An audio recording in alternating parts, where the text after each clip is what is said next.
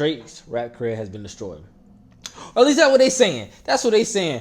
Today we get into the addiction that destroyed Drake's rap career. I think that people have been making fun of him for such a long time that he has really internalized all that. And that dictates the way he probably moves behind the scenes. I'm your girl, and you're... That's not a bad take. That's not a bad take, because if anybody seen Drake at that Michael Rubin all-white party, and I'm telling you, he looks like he's out of it. Like, somebody say he aged and he like his father. Bruh do look just like his daddy. No cap, big nose, sunken face. Your girl, and you're a girl because you treated me like this. You think I wasn't cool enough. He's been holding a lot close to the chest. A lot of in the industry do not try to everybody's. That is not true. You introduce him to your girl, extra friendly, smiling. And he do that exchanging numbers 19, 30, 40, 50, 60, and 70 times. And it ain't just rappers. The athletes, the actors, the golfers, the executives, the tech people. Ooh, I'm not gonna lie. Yeah, I'm a Drake stan, man. I'm a Drake stan, but at the same time, I'm gonna keep it real. At the end of the day, I'm gonna keep it real. Joe Budden wasn't lying. He wasn't lying. What happened to that girl Naomi Sharon? Look, to be honest, what is the real issue with you in marriage? Now I gotta dig in and see, what's your family like? Oh, your dad left you at 5. Oh, I get that. And he never walked you to the bus stop. You're mad about this. Since the beginning of his career, Drake's relationship with women has always been at the forefront of his music. Whether his songs were about going through a breakup, occasionally depicting himself as sensitive, or outright portraying himself as a simp, Drake seemed to genuinely admire women. But over time, things drastically changed until the point he morphed into the self-proclaimed certified lover boy. From venting his feelings of loneliness to an ex on Marvin's Room, through to accusations of rampant misogyny on the 21 Savage assisted Her Loss, even Drizzy's claim that the only woman he loves is his mom on God's Plan was a drastic departure from when he was actively trying to settle down. See, I saw a woman on TikTok break this down like a couple months ago. I would say when it might have been when Her Loss came out. She was getting to the fact of she missed the Drake to where he was, you know, that simp, that R&B music type guy. And I was young at the time. I was like 8 years old. I was a youngin'. So all I just know it was music. You feel me? I couldn't really grasp the context of what he was saying, but I just know it was hard. He said, it was an interview of the song. He said he had hundreds of Birkins or hundreds of bags, designer bags to give his soon-to-be wife. Like, he's already ready for. He has everything set for her. And then years later, we get to, was it the Her Loss tour? He's giving out Birkin bags to girls, and you could say that was the bags that he had for his his wife that was to come. And it's like he turned into this player, misogynistic guy. It could be because of women, but it could be because, hey, he wanted a marriage. He was challenging the idea of marriages to his parents on all his albums.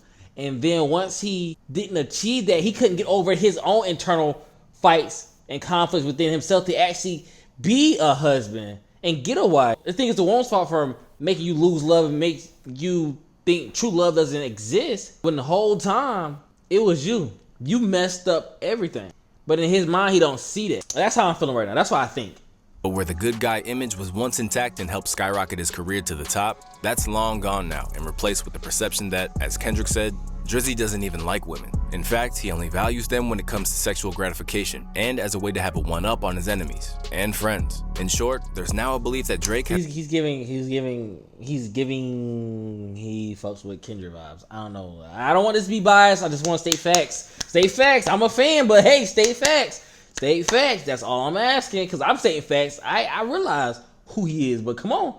Has a serious sex addiction, which has basically created the predicament he finds himself in today. He presents himself as like this smart, composed, thoughtful businessman, but you're your friends' girls, you're not them for them, by the way. There's tons of bad.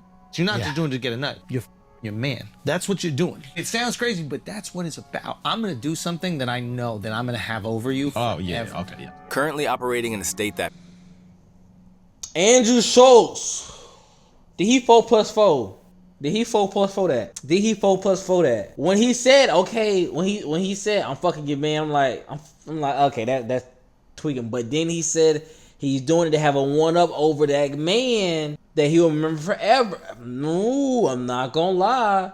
that may fill a void inside him while deviating from the image that first made him successful, Drake has made it clear that he's not a one-woman man at this point in his life, nor does he plan to change that. And while that makes him no different from many other superstars, the problem for the Sixth God is that there's a feeling of spite and self-sabotage to how he goes about it that has nearly destroyed his career several times over. So, let's break down the roots of this addiction and how it's been hiding in plain sight for a long time now. When you pattern yourself as a ladies' man, it's really no surprise that you might ruffle some feathers or act impulsively when things don't go your way. Just look at what happened in the aftermath of Drake flying a fresh-faced Ice Spice out to OVO Fest, only to suddenly cut ties with her when it appeared he didn't get what he wanted out of it. It's been speculated that Drake unfollowed you afterwards. Do you want to tell us some tea on that? He did. I don't know why, though. Shame on you, Drake. Shame on you. You shouldn't have done that. Happy to ghost someone in an instant. Drake's objectives with up-and-comers like Ice come into focus when you see how much he prides himself on being a bachelor. So, when he doesn't get his way, his superstardom allows him to move in a way without any consequences. And this behavior was further highlighted in an interview with Angie Martinez, where French Montana basically lifted the lid on how Drake operates. Yes. There's people with more reputation than me. Drake is close, but you and Drake are friends. Splash Bros. Snipe Squad. You know, he gave me the Snipe Squad thing. 10 rules, 10 snipe commandments. Thou shalt not snipe a bro's ting. Thou shalt never pillow talk or discuss business with a ting. On any import from the United States, Canada, or any other region, thou shalt practice a maximum 3-day export rule to avoid frustration. Fly everybody in, give them 3 days so you can avoid frustration. 3 days maximum. With Drake basically retaining the mindset of a man in his 20s, it explains why Drizzy also... Dang. To be real, you gotta put the age on it too, bruh. Ain't in his 20s. He like, what, almost 40? Alexa, how old is Drake? Drake is 37 years old. Bruh, Alexa said Drake is 37 years old. That do put perspective on things, though, because he is 37. I can't even say that. I'm about to say he is 37. And, you know, we resonate with his music. I'm 23. You feel me? I'm 23. But I'm 23. You're 36. But then again, we listen to Future, but Future ain't no better. Depending on how you want to treat women. Also doesn't care whose toes he steps on, including sniping someone else's ting. Take, for instance, the story of Naomi Sharon. Unlike Ice Spice, we gonna get into it. We gonna get into it. I told you. Let's get into it. Believed that she welcomed Drake's advances despite being in an 8-year relationship. To make matters worse, Drake had worked out with her then boyfriend just days before, only to later post an...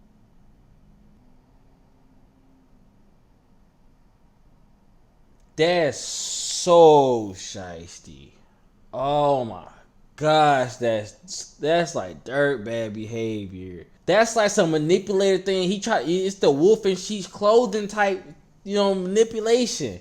Like, oh, I must make it seem like we all cool, kumbaya, smashing your ting. Smashing your ting. An IG picture after the story broke captioned, "Without remorse, dirty." Oh, I'm a Drake fan, but I ain't gonna cap. Oh, that shit would have pissed me the fuck off. I'm surprised this nigga is still alive by now. How many girls he probably did that too. How many girls he probably did that too. I would have crashed out. I ain't gonna cap. I would have blacked out. I ain't gonna cap. 2 peas in the pod, 2 for 1 deal. 2 birds, 1 stone. Ain't that what he said? Imagine having the most beautiful, supportive, and faithful relationship 8 years long with an engagement and wedding plan. Her former fiance, Jamie's son, said. Then this major opportunity comes and a world star calls your fiance to sign a record deal. Flies you both over, and then, out of nowhere, all the trust has vanished with knives in your back and in your heart. But she was, I ain't gonna lie though, it's like, I support women, and I would love to have like a woman that's actually doing something, you feel me? I love to have that, like someone who's, I'm grinding on my stuff, she grinding on her stuff. I love that. You feel? And I want to see her win. When women try to get into industries that are dominated by men, gosh, you know what I'm saying? It's like that's a possibility that's on the table. That's a possibility that's on the table. How bad does she want? Does she want that bad that she will cross you out for that? That's on woman-to-woman basis, but that's crazy. You better make sure you make it before she make it. So she like, my man got the money, so I don't gotta do it. You feel me? Cause jeez. I am no longer with the person people think I am together with. I am no longer with the 8 years I thought I was together with. With someone like Jamie participating in the music industry at a lower level, Drake clearly had... Oh, it makes sense now. Always talk about stuff like that in rap songs, though. You feel me? He always be saying like, oh, What he said when that Her Loss song, that one Her Loss song, like your man rap or he ain't signed or something like that. You feel me? Was that a shot towards him? And then how you dissing somebody, bruh? How you dissing somebody who's literally on a lawyer? Like you, bruh, you got the bitch. You got the bitch. You got her. Congratulations. But then on top of that, you gotta diss the nigga too, dog. It's making it hard for me to cheer for you, dog. Dog don't care. No concerns when it came to trampling over his life to get what he wanted. But even though he got away with just a bit of reputational damage that time, recently, it's become clear that Drake's promise to French Montana about never getting involved with someone else's girl was just talk. Because when you look back, Drake has a habit of bringing women into almost all of his beefs with other rappers. And in the view of one of his biggest supporters and academics, this is where Drake has been a habitual line crosser. I keep asking people and they're like, yo, listen, man, Drake's a little sloppy with it. All these guys, they share the same crop of girls. It's a thin line between like, yo, these are like the community chicks that we all and yo, you're doing certain to kind of like disrespect. In Axe View, this has always been a key part of how Drake has operated, long before it led Future to call him a fan on We Don't Trust You. Case in point, just look at why his decade-long feud with CB started. Imagine how bold Drake was when Drake sends a bottle over there with a note that says, I'm the love of your life. That was supposedly the note, and right. Oh, okay, that gotta be kept because yo, what? What was the point of saying that shit? I guess he was so. Right then, beef starts. So Drake is in the club, supposedly with Meek and some other people, and Chris Brown is there, and Drake sends a thing over to be like, I'm the love of your life. Drake is a savage. Yeah, you gotta keep the girl away from Drake. Back when Drake and Chris had some bad blood over Rihanna, the whole thing likely made things awkward at parties, but didn't really spill out onto record or really even enter the public consciousness at the time. But that hasn't always been the case. And much like his dispute over Princess Diana with Future, it was his decision to mess with other people's girls that led his ghostwriting scandal with Quentin Miller to come to light in the first place, in turn creating a narrative that's haunted him ever since. That's how the whole thing started with even the reference tracks. DJ Drama says, bro, he didn't write that.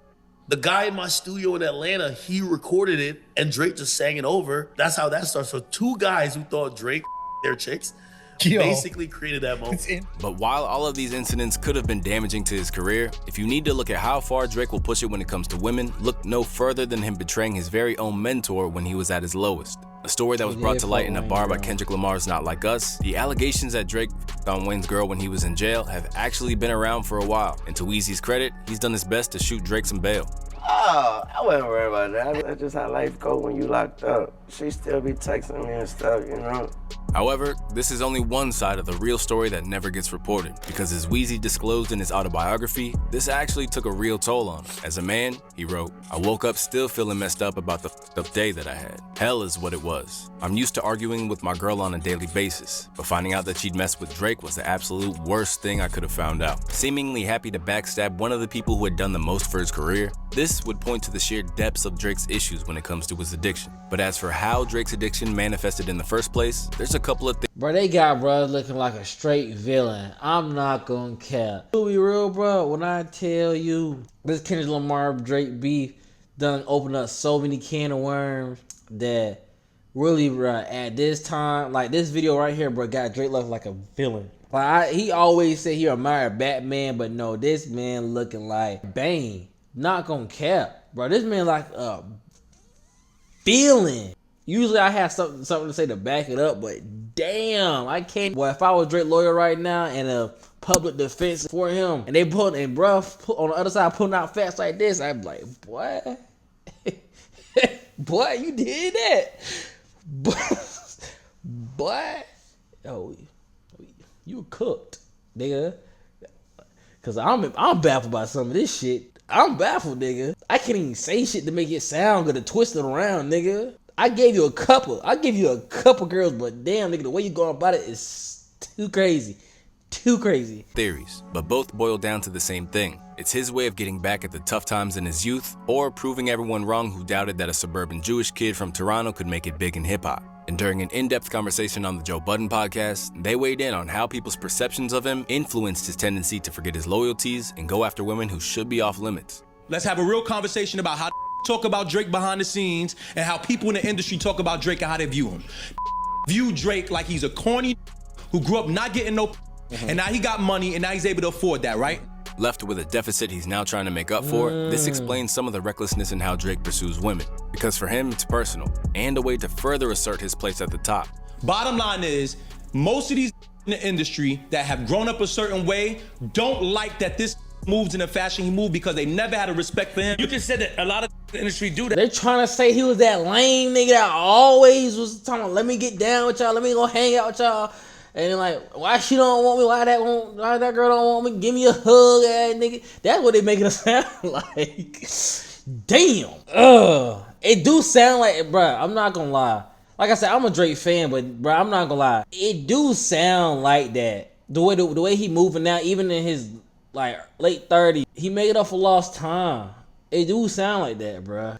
In the industry, do not try to everybody's. That is not true. You introduce him to your girl, extra friendly, smiling. And he do that exchanging numbers 19, 30, 40, 50, 60, and 70 times. And it ain't just rappers. The athletes, the actors, the golfers, the executives, the tech people. The difference is you might be more comfortable being way more vocal about that you never respected than the other. While Joe Budden thinks that this is all about how he's been treated in the game and is now trying to get back, others feel it goes deeper than just rap. According to Nadeska and Ebro, it goes back to how he's been treated by the world as a whole, not just the time that he has really internalized all that. And that dictates the way he probably moves behind the scenes. I'm your girl, and you're a girl, and you're a girl, because you treated me like this. You think I wasn't cool enough. He's been holding a lot close to the chest. Due to social media and people. And the crazy part about it is none of these women, it probably has happened to him, but none of these women is like, bruh, move, nigga. Ice Spice clearly said it. Y'all think he definitely tried to, after hearing this, he definitely tried to fuck Kim. He definitely tried to do that. I know he tried to do that. And I'm pretty sure he did Kris Jenner. People listing all of the people, it was like a list of 40 people that Drake either has problems or has had problems with. Right. The women, the men, the women have decided to be with. At a certain point, you start going, wait, it can't be everybody else, bro. But above all, it's not just Drake's obvious over-reliance on sex that's the issue, nor even his ruthless backstabbing of his enemies. The real problem is how his behavior and personal circumstances have shaped a negative attitude towards women that threatens to be his downfall. Because from Pusha T to Kendrick Lamar, every time that he's been forced to take an L in a battle is when he comes at someone's spouse or fiance. And in Pusha's view, this goes all the way back to the trials and tribulations of his youth. Now I gotta dig deeper. What is the real issue with you and marriage? Now I gotta dig in and see, what's your family like? Oh, your dad left you at 5. Oh, I get that. And he never walked you to the bus stop. You're mad about this. Left without a strong role model and instead given a father who's still chasing girls himself to this day. Oh, it's in him. Well, we could have started at 9:58. We could have started right then and there. This nigga Dennis is still add to. We could have started right then and there. That why? All the other BS could have influenced him. Not gonna lie. All his dad not being there. He was on the grass in a wheelchair. Niggas just thought he was just a suburban kid. He was lame, like he wasn't hood enough, street enough. All that could have played a factor, yes. This nigga daddy is old. He is still doing this, bro. This shit is in him. It ain't on him. Damn, bro, we could have ended this video like in 5 minutes. His daddy still like that. In a slightly creepy way, it explains why Drake thinks nothing of getting involved with someone else's girl, nor discrediting someone else's wife. While for someone like Pusha, Kendrick, or even A$AP Rocky, who adopted the Drizzy beef after lines about his wife from For All the Dogs, this wouldn't be an option. In turn, creating the sense that Drake may have plenty of relationships with women, but doesn't ultimately respect them. Left embarrassed by his own actions, and with his peers now calling him out, Drake's gotten a serious wake-up call to change his ways. Because if he doesn't, this addiction might destroy his career, his legacy, and maybe even his life. All right. Hold on. Now I'm realizing, did this nigga just hate Drake? Because this nigga got a whole nother one. This was 2 days ago. You guys want to see my reaction on the Kendrick Lamar Not Like Us video? Make sure you watch it. It's on the screen right now. And hit that subscribe button. We're on the road to 100.